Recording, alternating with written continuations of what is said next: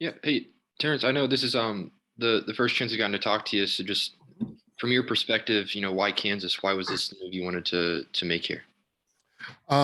First thing for me, I mean, working with Coach Leipold, I started as a GA under him. He molded me. What I am, what I've achieved is because of how he made me, and I'm appreciative. And there was always opportunities to work with him, but it did never seem to work. But this one, um, I knew it could be real good. Coach D'Antonio talked to me a little bit about it as well, and he talked about how good of a time that he had when he was here. Right along with Dave Warner and Tim Allen and all these guys, everybody just said a bunch of positive things about the atmosphere, the community, great place to raise a family, and this place was hungry to win. So I've luckily been some places, been with some people, and we've won. I wanted to make sure that I give KU that effort in trying to win games and make you guys proud. What's Coach Leipold like now compared to when you first met him? He's a little bit more puckered up now than he was when I was coaching with him, but he's still the same guy. People matter to him. Program matter to him. Things up under his watch, those things are very important. He's a detail guy. We used to always call him the answer guy. Always had an answer. You could always go to Coach Leipold, go to Lance, and get an answer for whatever you were dealing with. And that was players, coaches. It's easy to feel 100% in this program because I know he's in it and he's looking out for me as well as my family. He hasn't changed. He's still that same person. And that's why it's easy to come here and it's easy to get to mold in with his staff. Terrence, what's your philosophy? What's the way you like to work with wide receivers and coach these guys? What do you like to do? I'm a very hands-on because I played wide receiver. There's things I allow them to get away with as a wide receiver, a guy that played, but then there's things that I don't allow them to get away with. I'm very detailed oriented. There's going to be times when I scream, but then there's be times when I just grab them, talk them, trying to love them up, pat them on the back a little bit. But, if I need to put my foot in there behind, I have no problem with that as well. So, but it comes from a perspective of experience. I think like I said, I wake up easy going to the field knowing that I got to coach wide receivers. I don't think when I'm out there coaching with them. I'm just reacting to things that I see and trying to pass down my knowledge to my guys that I'm coaching. And you come into this role, Kwame's left, right? So you don't have the chance to work with him, but you have a lot of unproven guys now who haven't done a whole lot. What was your initial reaction when you saw the production levels from last year? And then what's your reaction now, I guess, probably about 3 months into your tenure? I want Kwame here. I mean, that was a great player. Everything that I watched him do, all I did was salivate and was, like I said, I wish I had the opportunity to coach him, but I will say these guys here, they play hard. They're giving themselves, they're laying themselves out on the line. From the way see these guys practice, I'm not having to teach effort. These guys give effort. What I need to teach them is how to be efficient. And I see guys with size. I see guys that they need to learn how to play basketball a little bit more and, body position themselves to make sure that they're making more efficient catches. They need to be a little bit more efficient in how they're running their routes, arm action, how they're burst off the line of scrimmage. But I see guys with skill set. I've been able to teach some guys with a lot of different skill sets, some tall guys, some small guys, some basketball player type guys. These guys all fit those categories. And that's why I'm really excited because what I think we can do to take advantage of personnel on the defensive side, we have a menu of player attributes that we can take advantage of. So we should be able to find some weaknesses. I won't say weaknesses. We should be able to find, a player that should be able to take advantage of some opportunities. Hey, Terrence, last year there were 3 scholarship wide receivers who didn't see the field, but we kind of heard some good things about them. I didn't know if you could talk about Keelan Robinson, Tanaka Scott, and Magic Rector. Okay. Tanaka is a big, imposing. He's one of the most imposing wide receivers I had, probably next to Felton Davis. That type of size can overwhelm a DB. Will snatch the ball out of the air. I mean, it's just aggressive. It's hard to teach aggressive, and he has that aggressive mind state when he runs and when he catches. So I'm excited about that. Magic, like I said, when he gets the ball, like I said, he has the ability to make people miss in a phone booth, stop, start, really good ball skills. For size, he has fight. He will fight you. And so you're excited about what he can do once he gets out in the open space. Keelan, like I said, he's kind of more of a baller. He's kind of in between a monster and a speed guy, but he just has that ability. He's got a nice form with the way he runs. He runs strong, eager. All three of these guys are eager to learn. And you can see, young guys kind of hang on the old guy in the room that's, is telling all these stories, and all these guys are kind of eager to learn things and apply things. And then when they get out there and apply them, it's great when I see them all come up to me and kind of, all right, coach, that worked. I was like, yeah, well, I've been doing this for 20 some odd years. I mean, it should work, but I have three guys. I have those three young guys. They're going to contribute, probably going to start special teams, probably the first part of it. But then after that, we're going to ask a lot more of them. Yeah. And then my last question for you, this is the small world question. Mm-hmm. Years ago, you recruited Kalen Gervin to Michigan Mm-hmm. State, and here you are now getting a chance to be on the same team with him. It's just funny how that works out.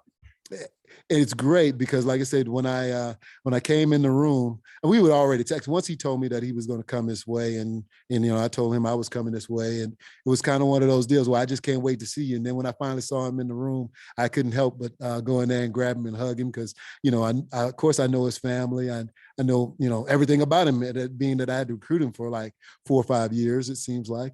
But he's the wonderful family, wonderful person. He's going to make KU very happy. Hey, Terrence, I was just wondering for you, now that you've gotten the chance to kind of get on the recruiting trail, what are some of the things that you're looking for from the guys that you're going to want to add to the wide receivers room?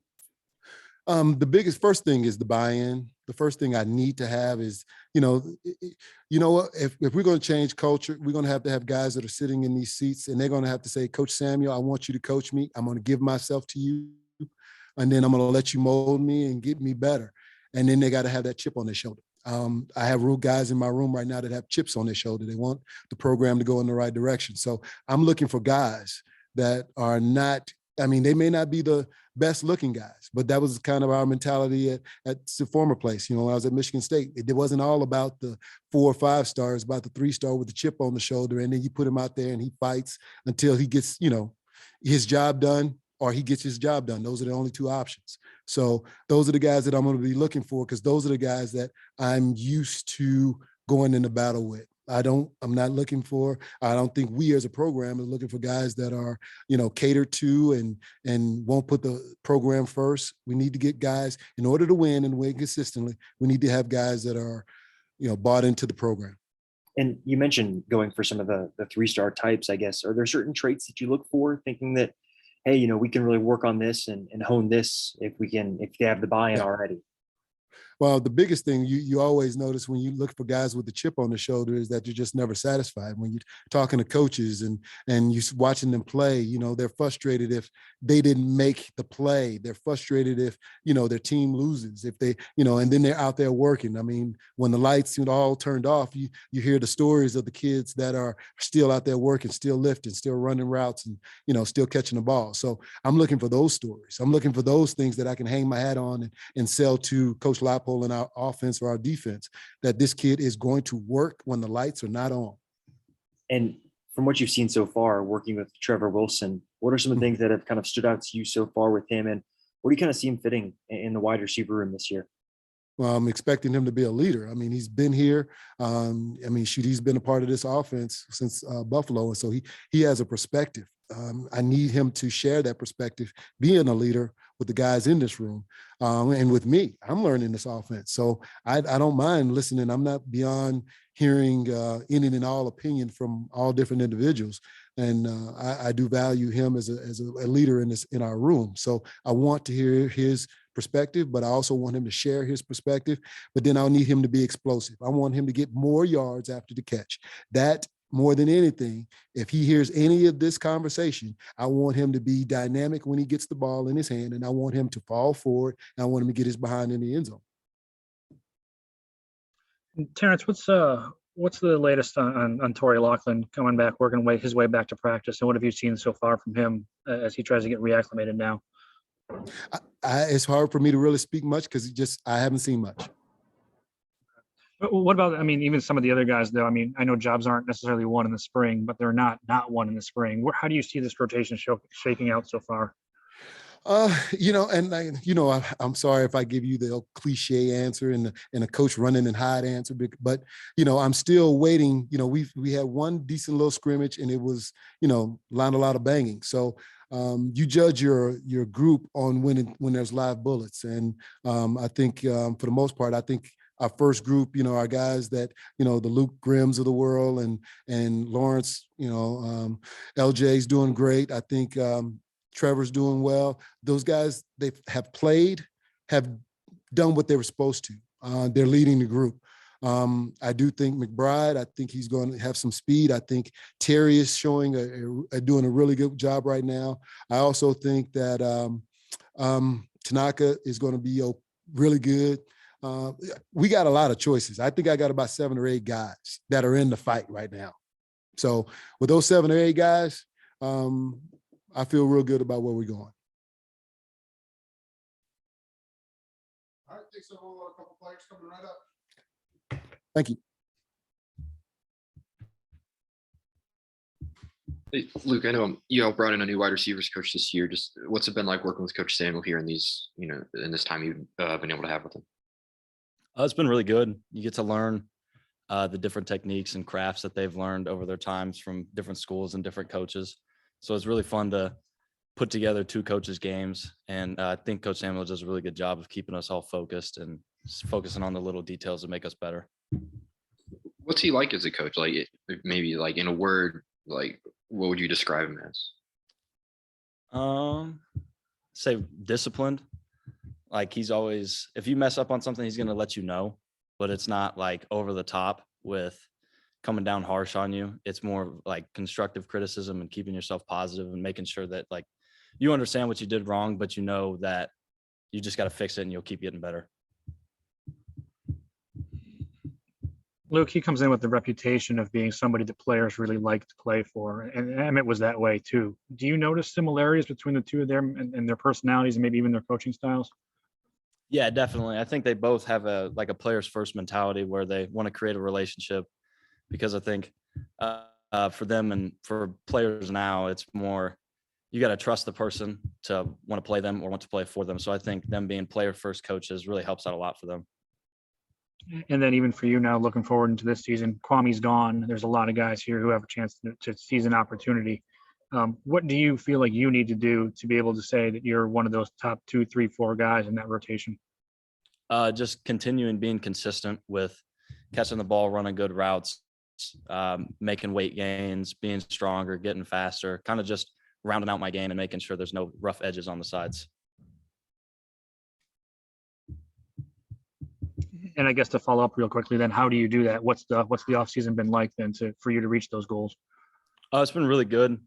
Just eating a lot, working out a lot, doing stuff after everything's over, staying up late, watching film, kind of just getting to know the offense, making relationships with the quarterbacks, making sure we're all on the same page, and then getting everybody disciplined and keeping everyone on the same wavelength that we're going to get in extra work and we're going to get better in the offseason.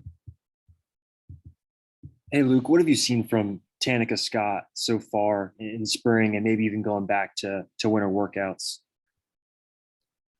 He's definitely matured a lot.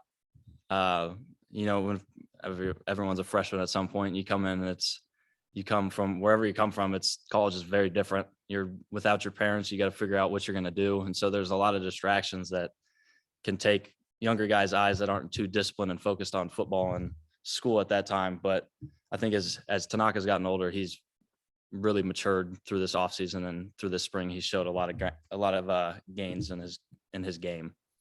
Coach Samuel talked about him being a physically imposing guy. Have you seen that during practice at all? Oh yeah, Tanaka's gonna if we got a block play, Tanaka's gonna block somebody, and he's gonna make sure that you know he's blocking you.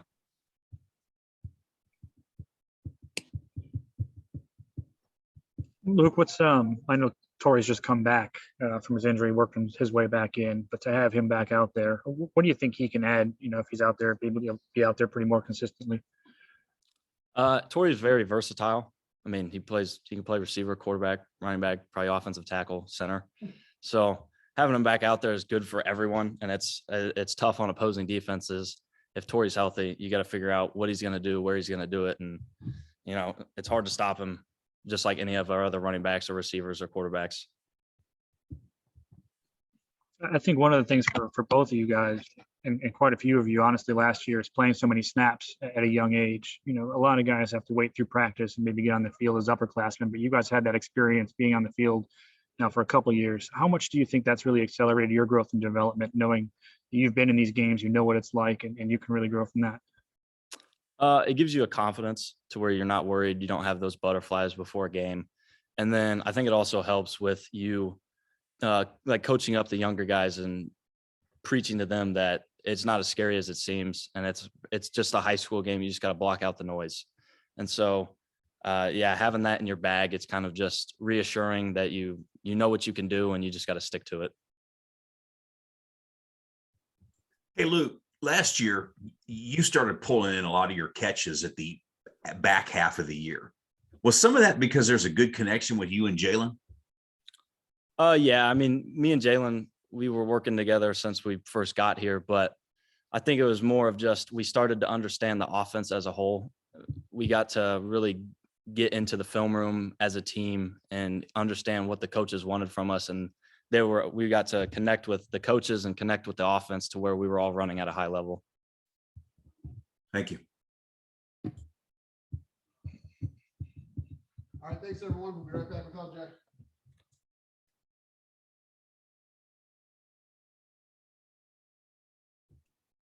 Hey, Lawrence, just want to start off getting your opinion of working with Coach Samuel. What have been some of the things that have stood out to you about him kind of through these first few months? His passion. Coach Samuel has a real strong passion for the game. He knows what he's talking about. He just come in like giving us love and just coaching us up. He wants us to be the best that we can be. So just his passion coming into it. Just being here that's a big part. That's a big blessing for us, first off and foremost. But just the way he goes about as far as like drill work, how to go up and get the ball, his coaching, just like from everything from his point of view, his passion, everything is coming from the heart. He's a good-hearted coach. And I guess for you personally, what's kind of the mindset been for you heading into spring practice now that, Kwame's gone and there's some spots open? My mindset really haven't changed. It always been the same with even Kwame being here. Just be a leader, be me. Just make sure I'm here for the team, here for the position group. Just here for my brothers. And just make sure that I'm on top of everything that I need to do to be the best person that I can and be the best teammate that I can for my team.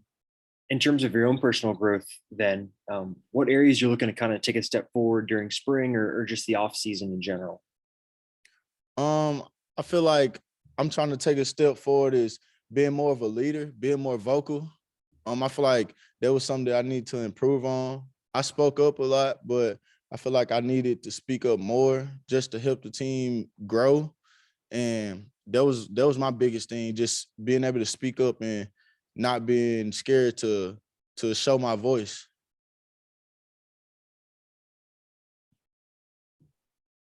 Lawrence, what have you seen from some of the other guys now as you all try to compete to carve out a role in this passing game?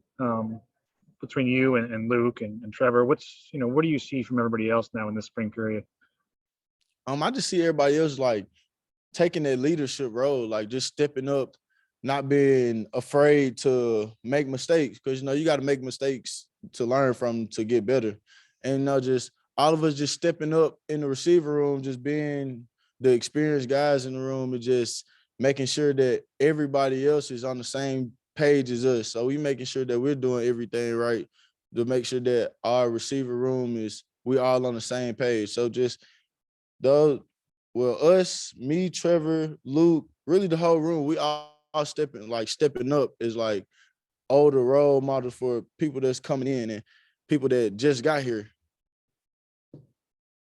And then I guess even for you, that shoulder injury is now something that's in the past. What's it like now to have a spring where you don't have to worry about that and you can be healthy and you can just focus on growth? Yeah, that's a blessing. I mean, just being able to get over the shoulder injury and getting through the rehab and being able to come back and play for the season in the spring, like that felt good to me because I know I missed last spring because of my shoulder injury.